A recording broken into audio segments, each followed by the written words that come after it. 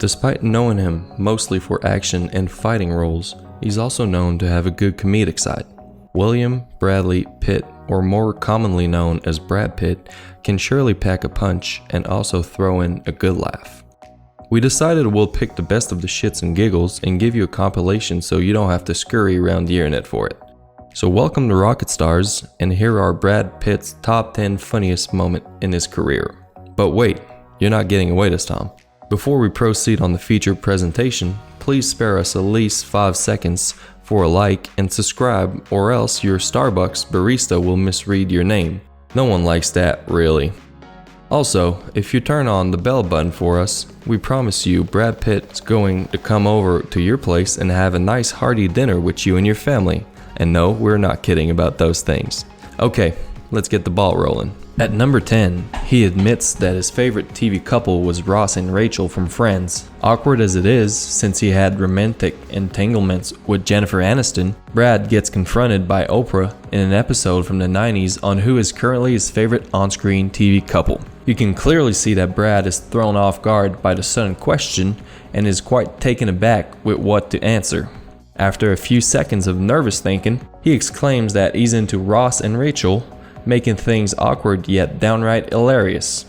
Wonder what Jen felt after seeing this. Yikes. Favorite TV couple? Favorite TV couple. Oh geez, Ross and Rachel. Number 9 shows how good Brad is at throwing practical jokes. In an interview for the Fight Club promos, Chuck Palahniuk, the author of the book, apparently this hunk and a half threw a pool party somewhere in Mexico and invited his friend to come over. Okay, that seems pretty normal for an A-lister, right? What's with the practical jokes, and would you fill in the blanks on that story?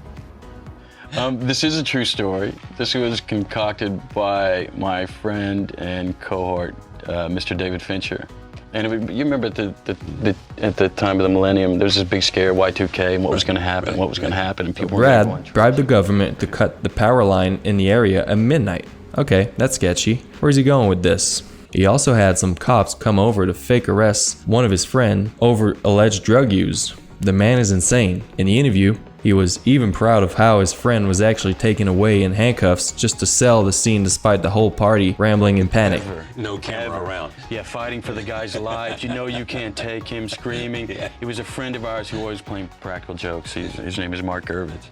And they threw him in the back of the wagon, cuffed. Yeah. His fiance is freaking out in tears. And what are you doing? I mean, it really got out of hand, and they're driving off with him. To defend himself on why he did it, he exclaimed that he thought it was just funny. I'll take it. Man, I need a psychologist to tell me why, but it sure was good fun. For number 8, this one is for a promo of one of his top grossing films, Ocean's 11. In an interview alongside Brad Pitt, a fan sent in a question to the interviewer asking how it was for Brad to work with George on the set of Oceans.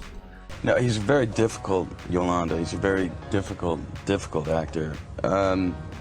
Brad quickly answers a sarcastic take on how much he hates working with Clooney, as he finds it very hard to do so. He even goes to tell how he's really looking for something positive to tell, but he just can't find it. I want to be positive. I want to find some good to say, and he is a professional. He's very dedicated to his craft. But thank you. It's tedious on the rest of us. It's difficult because there's tantrums. He even said that George threw a lot of tantrums that he just passively dealt with. An asshole, you say? I call genius on that one. Number 7 shows a more erratic side of Brad as he's being interviewed by a young Jonah Hill for their work together in Moneyball. The scene itself paints a travesty, and you can't deny that for me.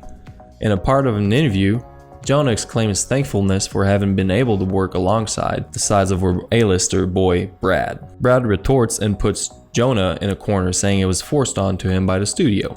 Despite Jonah being so humble about being casted and overwhelmed with the opportunity, Brad does a friendly slam by pointing out that he had no choice but to shut up and work with him. You guys were super cool about taking a chance on me to do something really different, and I you were forced on us by the studio. Yes, well I know that, but I was hoping you weren't going to say. Jonah laughs at the reply nervously and defends how that truly is the case. But up in his eyes, you can see how scared he is. Classic Brad Pitt right there.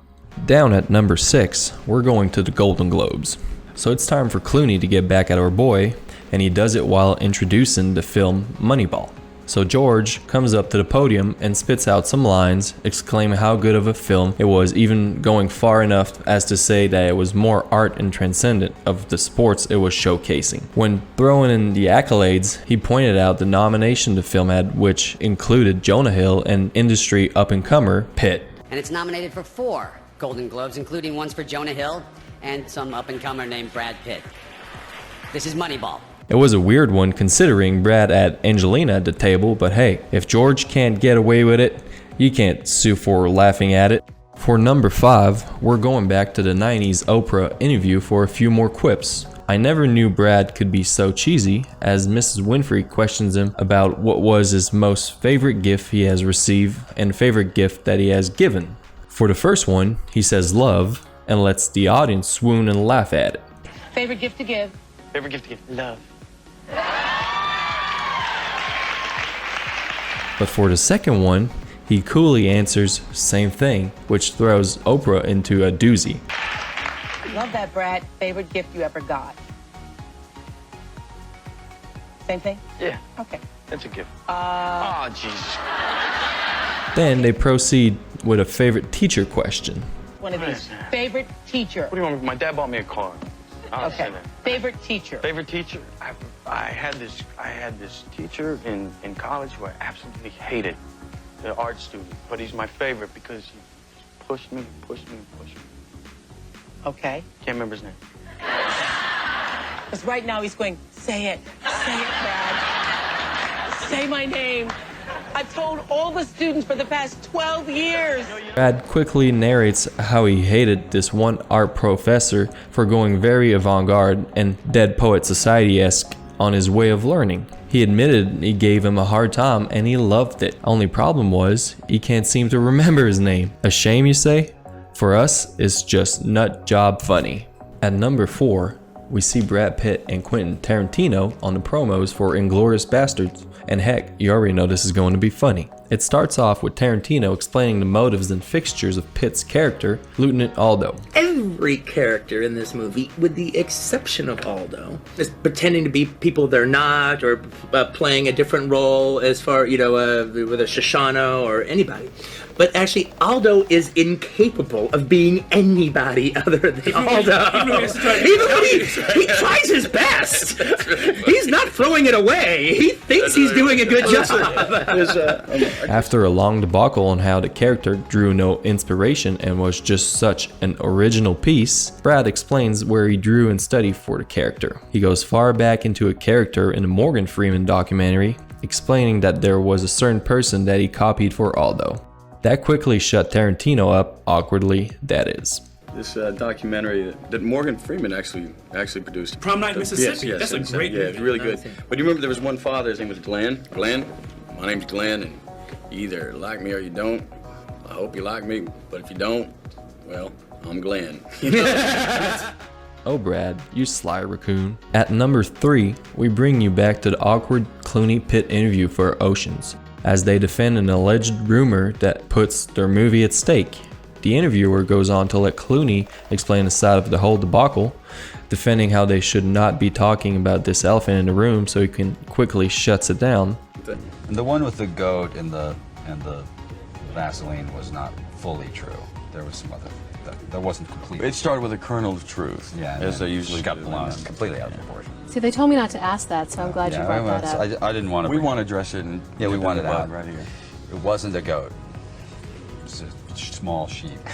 Brad, on the other hand, stops him in the middle of talking and is looking more to expand on the topic. So awkwardly, Clooney cuts him off because it's not supposed to be talked about, putting the interviewer at such an awkward position. It is what it is, I guess, and we'll take it. Number 2.